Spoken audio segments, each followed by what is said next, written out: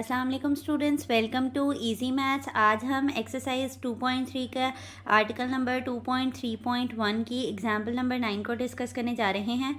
2.3.1 के अंदर जो हमने लेक्चर डिस्कस किया था उसमें हमने सीखा था कि हम करेक्टरिस्टिक्स को कैसे फाइंड आउट करते हैं, और मैंने आपको इसके जो ईजीएस्ट अप्रोच बताई थी वो मैंने आपको बताई थी कि हम साइंटिफिक नोटेशन का इस्तेमाल करते हुए जो साइंटिफिक नोटेशन के जो रूल्स होते हैं उनका इस्तेमाल करते हुए हम करेक्टरिस्टिक्स को निकालना सीखेंगे।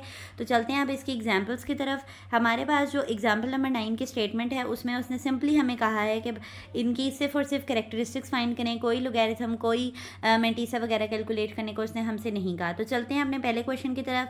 पहले क्वेश्चन में उसने हमें कहा है कि log 725 का करेक्टरिस्टिक्स बताएं हमें। तो देखें, जो उसने हमें बुक में मेथड बताया ना, उसने कहा है कि आपने नंबर ऑफ डिजिट्स लेने हैं। नंबर ऑफ डिजिट्स कितने हैं, यानी इस वैल्यू के अंदर कितने डिजिट्स हैं, 3 डिजिट्स हैं। तो 3 में से आपने 1 को माइनस कर लेना है, तो आपके पास उस नंबर की क्या निकल आएगी, करेक्टरिस्टिक्स। और ये वाला मेथड अप्लाई होता है फॉर पॉजिटिव वैल्यूज़। किसके लिए इस्तेमाल होता है, पॉजिटिव वैल्यूज़ के लिए इस्तेमाल होता है।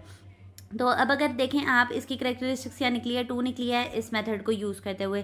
वैसे अगर जो स्टूडेंट्स चाहते हैं कि वो मेरा वाला मेथड फॉलो करें, तो उसमें मैंने आपको कहा था कि अगर आपके पास 725 लिखा हुआ है और हम इस पर साइंटिफिक नोटेशन का रूल अप्लाई करें, और साइंटिफिक नोटेशन का रूल हमें ये कहता है कि हर नंबर के आखिर पर बाय डिफ़ॉल्ट एक पॉइंट पड़ा होता है, और इसको जो सही तरीका है, जो जहाँ पर इसको होना चाहिए वो नंबर है, इसे 7 और 2 के दरमियान होना चाहिए। यानी डेसिमल से पहले एक नंबर मौजूद होना चाहिए, और वो नंबर 0 के अलावा कोई भी नंबर हो सकता है। ठीक है, तो हमारे पास यहाँ पर मैंने कितनी वैल्यूज़ जंप की हैं, 2 वैल्यूज़ जंप की हैं। तो जितनी नंबर ऑफ वैल्यूज़ जंप करेंगे हम इसके अंदर, वो हमारी उस वैल्यू का क्या हो जाएगा, करेक्टरिस्टिक्स हो जाएगा।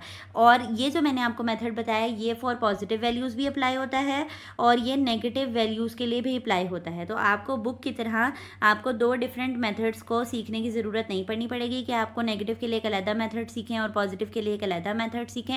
आप सिंपली जो है वो मेरा वाला मेथड यूज़ करते हुए जो है वो अपना करेक्टरिस्टिक्स को कैलकुलेट कर सकते हैं। क्या मैंने आपको बताया कि नंबर ऑफ़ वैल्यूज़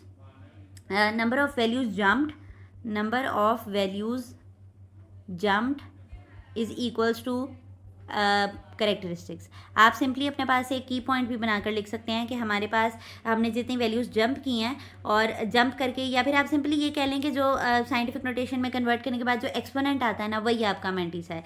यानी कि 725 को अगर मैंने लिखा साइंटिफिक नोटेशन में, तो 7.25 मल्टीप्लाई बाय 10 की पावर 2 बना। 2 वैल्यूज़ जंप की है ना, तो ये जो एक्सपोनेंट आएगा ना, यही वही होगा आपका करेक्टरिस्टिक्स होगा।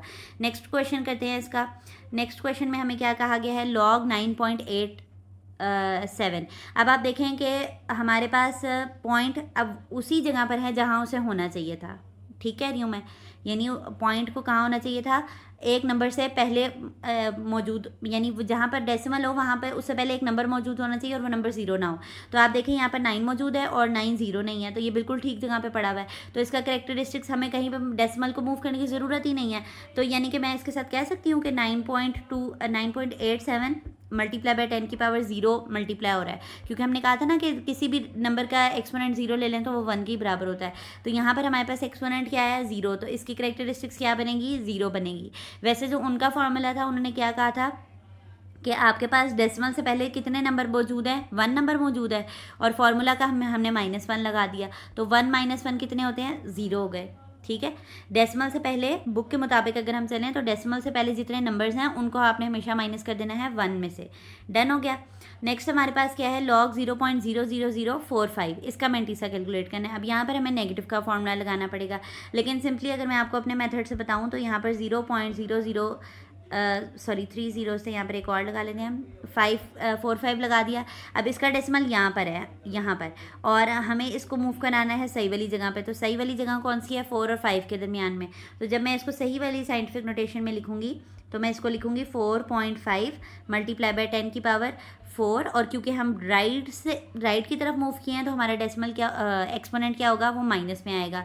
तो और हमने कहा था कि एक्सपोनेंट जो होता है वो हमारे पास करेक्टरिस्टिक्स होती है, तो एक्सपोनेंट हमारे पास -4 आया है, और हमने कहा था कि करेक्टरिस्टिक्स को हमने माइनस में नहीं लिखना, हमने करेक्टरिस्टिक्स को किस में लिखना है, बार में लिखना है। तो इसके ऊपर 4 के ऊपर बार डाल देंगे तो ये करेक्टरिस्टिक्स आपके पास क्या हो जाएगी, 4 बार हो जाएगी। अगर आप बुक का मेथड यूज़ करेंगे तो बुक का मेथड आपको कहता है कि आपके पास नंबर ऑफ़ ज़ीरोज़ कितने हैं डेसिमल के बाद, और एक नॉन ज़ीरो डिजिट कौन सा है। नॉन ज़ीरो डिजिट का मतलब है कि ऐसा नंबर जो ज़ीरो नहीं है। तो पहले तो बताए ना ज़रा कितने ज़ीरोज़ हैं डेसिमल के बाद। तो डेसिमल के बाद कितने ज़ीरोज़ हैं 3, और जो पहला नॉन ज़ीरो डिजिट है वो है 4, यानी कि वन गिनती करें अगर तो एक डिजिट है ना जो कि नॉन ज़ीरो है, तो हमने वहाँ पे क्या लगा दिया 1।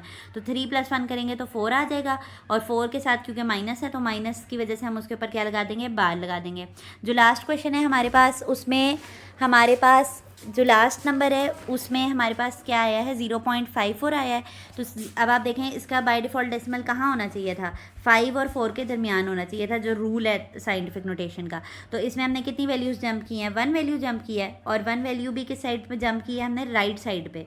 तो इसको मैं कैसे लिखूँगी, 5.4 मल्टीप्लाई बाय 10 की पावर -1, और क्योंकि हमारे पास एक्सपोनेंट क्या है -1, तो इसका आंसर क्या होगा -1, क्योंकि हम लिखते नहीं हैं, हम उसको कैसे लिख देते हैं, 1 बार लिख देते हैं। तो ये हमारे पास क्या आंसर है, 1 बार। अगर बुक का मेथड फॉलो करवाऊँ तो बुक के मेथड में हमने कहा था कि नंबर ऑफ़ ज़ीरोज़ कितने हैं डेसिमल के बाद, डेसिमल के बाद कोई ज़ीरो है ही नहीं, तो हम ज़ीरोज़ लिखेंगे कि वो ज़ीरो हैं। और एक नॉन ज़ीरो डिजिट 5 है तो वो 1 ही रहेगा। तो हमने 0 + 1 किया तो हमारे पास क्या आ गया, 1, और ये वाला माइनस जो था वो फार्मूले का था, तो हमारे पास क्या आंसर आ गया, 1 बार। वैसे आप अगर सिंपली मेरा मेथड भी फॉलो करेंगे तो वो एग्जामिनेशन पॉइंट ऑफ व्यू से रॉन्ग नहीं होगा, ठीक है, क्योंकि ये ऐसा MCQs ही पूछा जाता है, क्योंकि करेक्टरिस्टिक्स कोई ऐसा डिटेल शॉर्ट नहीं है। तो आप इसको इस तरह भी कर सकते हैं, इसमें कोई मसले की बात नहीं है। तो उम्मीद करती हूँ आपको आज का लेक्चर जो है वो समझ आया होगा। हमारे पास यहाँ पर लिखा हुआ है, ये देखें, जो मैं आपको कब से अपना मेथड समझा रही थी वो बुक ने भी उसको बताया हुआ है।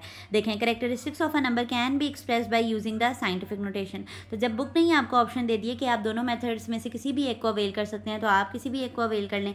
ये देखें, ये सारी वही बातें लिखी हुई हैं जो मैंने आपको बताई हैं, सबको उन्होंने साइंटिफिक नोटेशन में कन्वर्ट किया है, और जो जो उनके एक्सपोनेंट्स थे उन्होंने कह दिया कि वो उसके क्या हैं, करेक्टरिस्टिक्स हैं। ठीक है, आप इस तरह भी कर सकते हैं, ये बहुत ईजी अप्रोच है इन सवालों को करने की। ठीक है, तो उम्मीद करती हूँ आपको आज का लेक्चर समझ आया होगा, और हमारा मकसद यही है कि आपको ईजीएस्ट पॉसिबल अप्रोच से जो है वो सवाल कराया जाए। तो हमारी वीडियोस को लाइक किया करें और चैनल को सब्सक्राइब कर दें, और बेल आइकन को दबाना ना भूलिएगा, ताकि हर नई आने वाली वीडियो आप तक आती रहे। अल्लाह हाफ़िज़।